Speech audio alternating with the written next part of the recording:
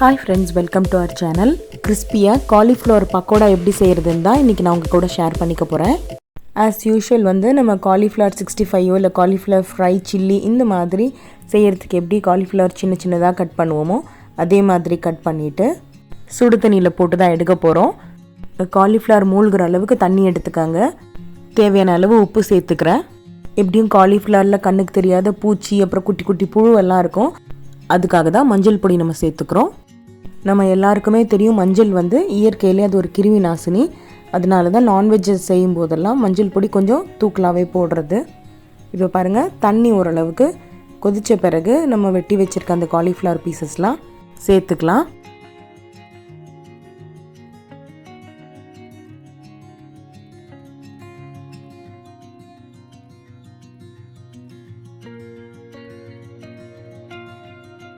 தண்ணி கொஞ்சம் ஜாஸ்தியாகவே வச்சுக்கோங்க.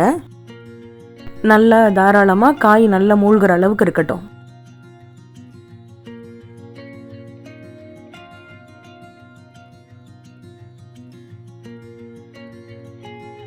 நல்லா கரண்டி விட்டு ஒரு தடவை கிளறி விட்டுட்டு நான் மூடி வச்சுட்டேன்.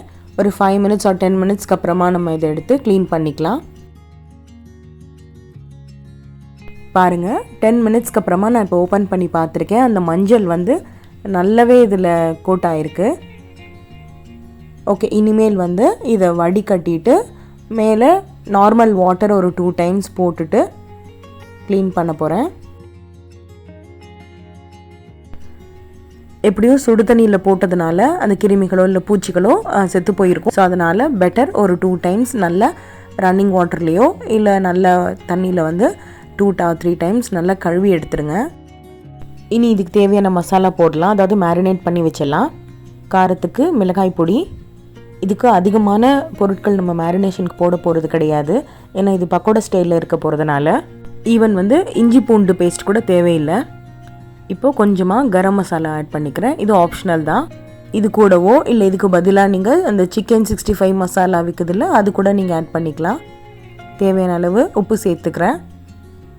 ஒரு 1/2 லெமன் பிழிஞ்சு அதோட சாறு மட்டும் நம்ம எடுத்துக்கிறோம். தண்ணி எதுவும் ஊற்ற போகிறது கிடையாது.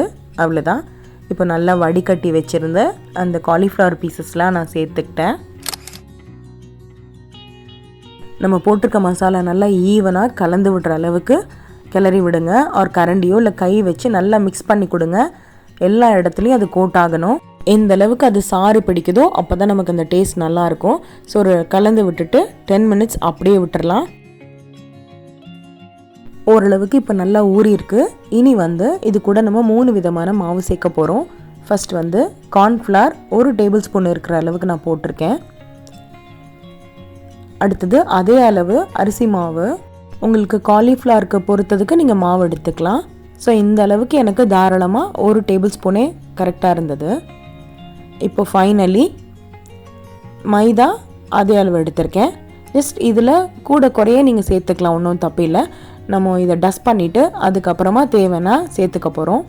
பாருங்கள், ஸ்டார்டிங்கில் இந்த மாதிரி நீங்கள் குலுக்கி விட்டிங்கன்னா ஆட்டோமேட்டிக்காகவே அந்த காயில் போய் அந்த மாவு கோட் ஆகிடும். அது ஒரு சூப்பரான டெக்ஸ்சர் கொடுக்கும்.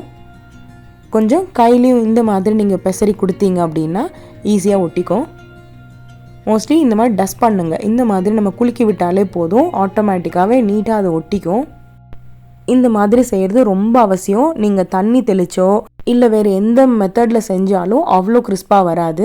உங்களுக்கு காலிஃப்ளவர் நல்லா கிறிஸ்பியாக வேணும் அப்படின்னா இந்த மெத்தட் தாராளமாக நீங்கள் ட்ரை பண்ணி பாருங்கள். எல்லா மாவும் போட்டுட்டு உங்களுக்கு அப்பயும் ஈரப்பதம் இருந்தது அப்படின்னா தேவையான அளவு அரிசி மாவு சேர்த்துக்கலாம். நான் கொஞ்சமாக ஏற்கனவே போட்ட மாதிரி 1 tablespoon அளவு மறுபடியும் அரிசி மாவு மட்டும் சேர்த்துருக்கேன். இதே போல் நீங்கள் நல்லா குலுக்கி விடுங்க. ஆட் பண்ணியிருந்த எல்லா மாவுமே இதில் இந்த மாதிரி கோட் ஆகிடும். ஏற்கனவே காயில் இருந்த அந்த ஈரம் அப்புறம் உப்பு போட்டதுனால வந்த நீர் எல்லாமே உறிஞ்சு இந்த மாதிரி நம்ம போட்டிருக்க மாவெல்லாம் கெட்டியாக பிடிச்சி வச்சுக்கும். ஸோ இதுதான் ரைட் கன்சிஸ்டன்சி. உங்களுக்கு காலிஃப்ளவர் இந்த மாதிரி ஒன்றோட ஒன்று ஒட்டாமல் பாத்திரத்துலேயும் எந்த மாவோ பாருங்கள் எதுவுமே கிடையாது. இந்த பதம் வந்துருச்சு அப்படின்னா உங்களுக்கு முறுமுறுன்னு சூப்பராக காலிஃப்ளவர் ரெடி ஆகிடும். என்னதான் நம்ம காலிஃப்ளவரில் 65 பண்ணியிருந்தாலும் சில்லி பண்ணியிருந்தாலும் கொஞ்சம் நேரம் கிறிஸ்பியாக இருக்கும். அதுக்கப்புறம் பார்த்தீங்கன்னா கொஞ்சம் நமுத்து போன மாதிரி லைக் பஜ்ஜி மாதிரி ஆகிடும்.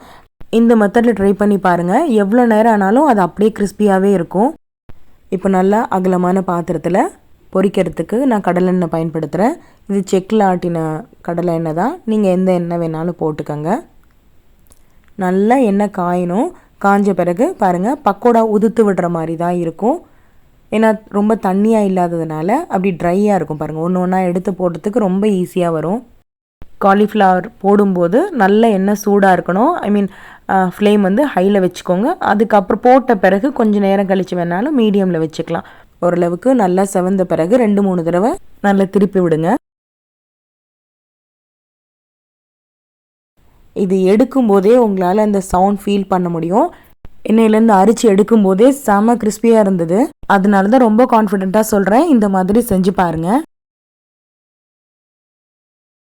எண்ணெய் சூடாகாமல் நீங்கள் காலிஃப்ளவர் பொரிக்க போட்டிங்க அப்படின்னா கம்ப்ளீட்டாக எண்ணெயெல்லாம் குடிச்சிடும். அதனால் எண்ணெய் நல்லா சூடாக இருக்கான்னு செக் பண்ணிவிட்டு போட்டுக்கோங்க. நல்ல குக்கிங்கில் எக்ஸ்பீரியன்ஸாக இருக்கவங்களுக்கு பார்க்கும்போதே தெரியும் எவ்வளோ சூடாக இருக்குன்னு. பட் பிகினர்ஸ்க்காக நான் சொல்கிறேன், ஜஸ்ட் ஒரே ஒரு பீஸ் மட்டும் போட்டு பாருங்கள். போட்ட உடனே அது பொரிய ஆரம்பிக்குது அப்படின்னா எண்ணெய் நல்லா சூடாக இருக்குன்னு அர்த்தம். இப்போ செகண்ட் பேட்சும் போட்டு எடுத்துக்கலாம்.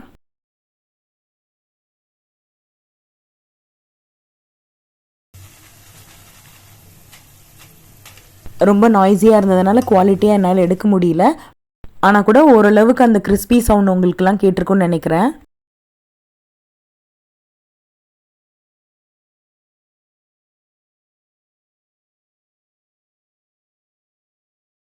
இது எண்ணெயிலேருந்து எடுத்தோடனே ஒரு kitchen towel R tissue paper வச்சுட்டு அதுக்கப்புறமா நீங்கள் சர்வ் பண்ணுங்கள். ஏன்னா கொஞ்சம் எண்ணெய் இருக்க தான் செஞ்சுது. பாருங்கள் எவ்வளோ ஈஸியாக ரொம்ப ரொம்ப கம்மியான இன்க்ரீடியன்ஸில் ரொம்ப சூப்பராக ஒரு ஸ்நாக். இது ஈவினிங் ஸ்நாக். குழந்தைங்களுக்கெல்லாம் தாராளமாக நீங்கள் நினச்ச உடனே கூட செஞ்சு கொடுத்துடலாம். யோசிச்சு பாருங்கள், நல்லா மழை பெஞ்சிட்டு இருக்கும்போது ஒரு கப் காஃபியோட சூடாக இந்த காலிஃப்ளவர் கொடுத்தா வேறு எதுவுமே வேண்டாங்க லைஃப்பில். உங்கள் யாருக்கெல்லாம் இந்த மாதிரி மழை பெய்யும் போது சாப்பிட பிடிக்கும்னு கமெண்ட்ஸில் சொல்லுங்கள். பாருங்கள், இப்போ 2 பேட்ச் நம்ம போட்டு எடுத்துட்டோம். மிச்சம் இருக்க காலிஃப்ளவர் உங்ககிட்ட காமிக்கிறேன். பாருங்கள் எவ்வளோ ட்ரையாக, பாத்திரத்தில் எந்த மசாலா எதுவுமே ஒட்டாமல் இருக்குது பாருங்கள்.